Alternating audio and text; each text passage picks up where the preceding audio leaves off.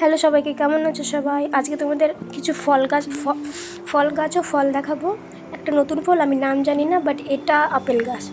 কি সুন্দর দেখতে, দেখো।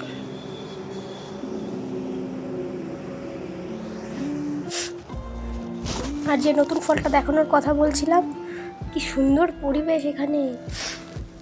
যে নতুন ফলটার কথা বলছিলাম সেটা একটু বাদেই দেখাচ্ছি। এই দেখো, কুলের মতো দেখতে অনেকটা, ফুলের মতোই রং, হলুদ হলুদ।